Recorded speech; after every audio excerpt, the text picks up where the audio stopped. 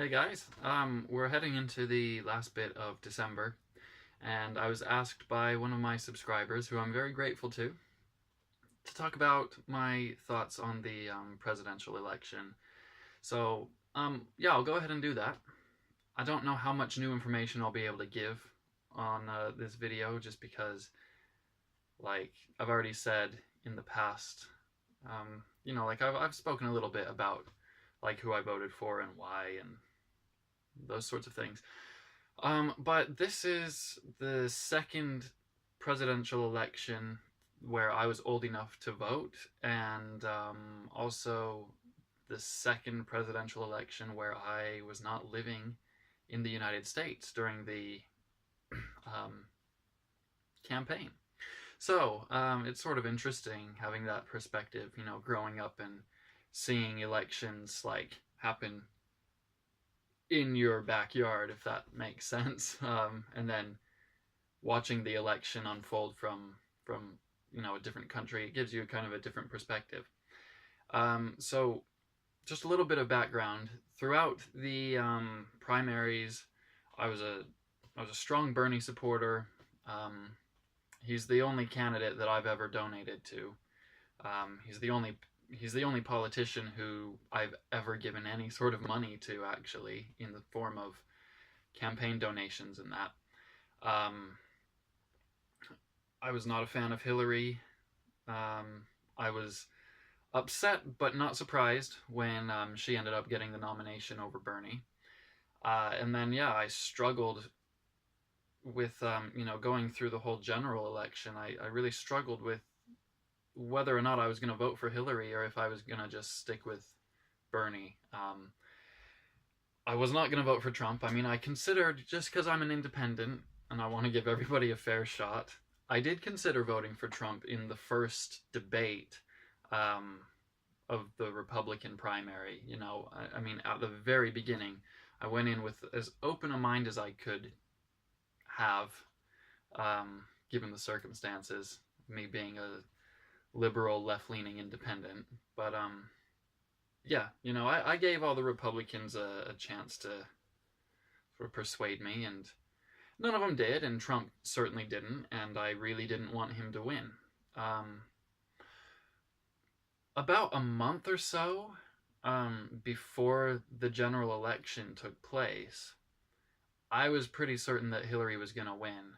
I mean, going further back, when the general began, I thought it was up in the air.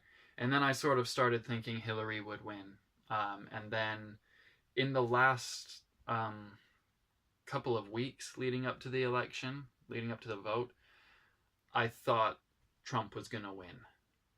And so I stayed up to watch the election because, they broadcast it in the UK, but because of the time difference, takes place in the middle of the night. So I stayed up and I was watching it. And, I wasn't in a good mood that day anyway, just because of, like, some things going on with me.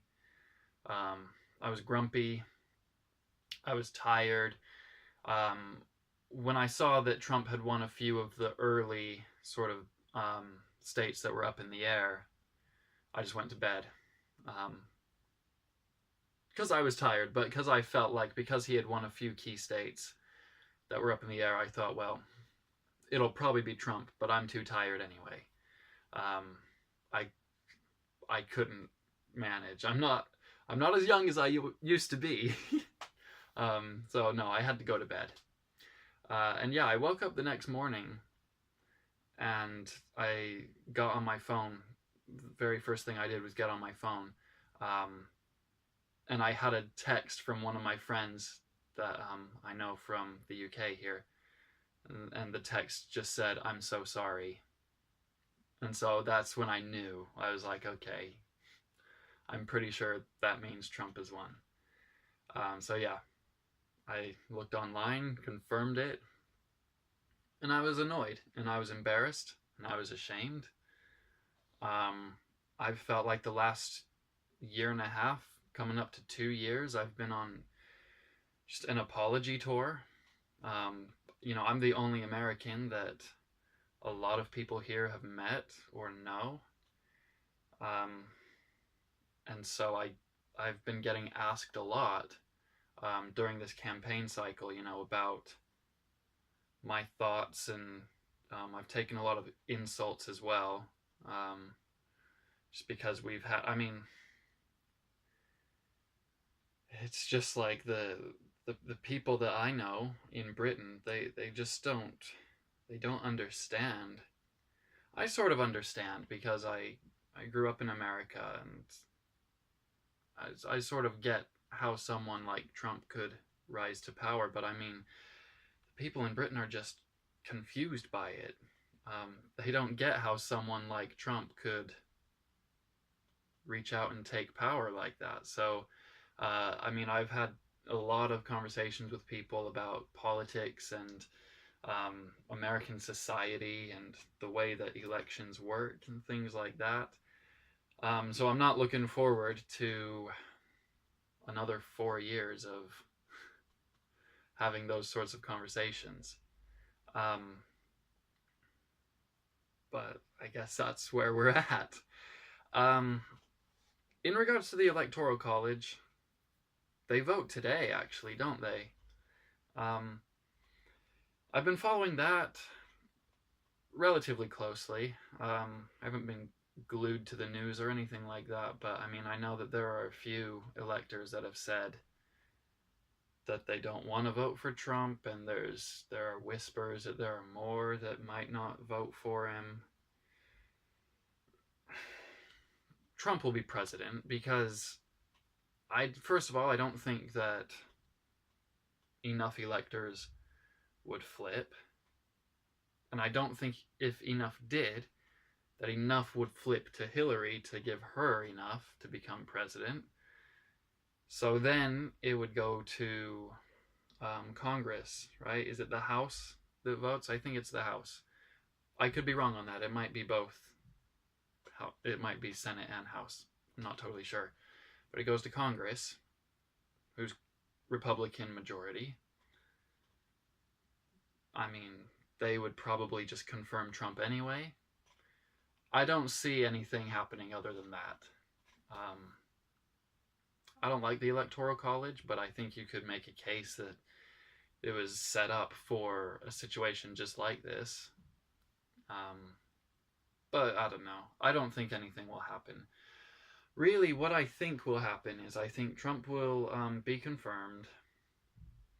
He'll be sworn in. He'll become president. And possibly in his first term become impeached due to some sort of conflict of interest, which there are so many. I don't really see him finishing his first term. I also think he'll have a really low approval rating, and because he's an egomaniac, I think it might turn out. I wouldn't be surprised if he resigns, so that he can avoid the embarrassment of losing his re-election, if that makes sense. I think if his approval ratings are really low, then to sort of save face in his mind, he might resign and sort of bow out on his own terms and not run for re-election. Maybe. I don't know, but either way, I don't know. This whole thing with like the Russians possibly leaking emails, influencing the election, I don't know. I mean, there are these agencies in America, different branches of government, saying that they've got evidence. I don't know. I mean, if I can see that evidence, then I'll make a decision. But I don't really have much to say about that because I don't know. I don't have any sort of evidence for that. There's certainly reason to think that Putin favored Trump over Hillary, definitely, but nah, I don't know. I don't really have much to say about that. So we'll see what happens, but I don't think anything dramatic with the Electoral College will happen. But I don't think that Trump will. I mean, my prediction would be that Trump doesn't make it to run a re-election campaign, either because he'll be kicked out of office or because he'll choose not to. So that's my prediction. I hope that in 2020, regardless of what happens, I hope that Bernie is still around and well enough to run again, because I'd really like that. I'd like Elizabeth Warren to run. I would like Joe Biden to run, which I think I saw an article saying that he would. But yeah, we'll see what happens, because you just don't ever know for sure until it happens. So yeah, that's that. That's pretty much all I have to say. So I hope this video gave you the insight that you wanted. If you've got more questions or anything else that you want me to talk about, then definitely let me know, because I am basically an open book. There are some things I don't want to talk about. There are details about my life I don't want to give. But yeah, I've got no problem sharing my opinion on most anything for people who will listen. So yeah, thanks again. Bye-bye.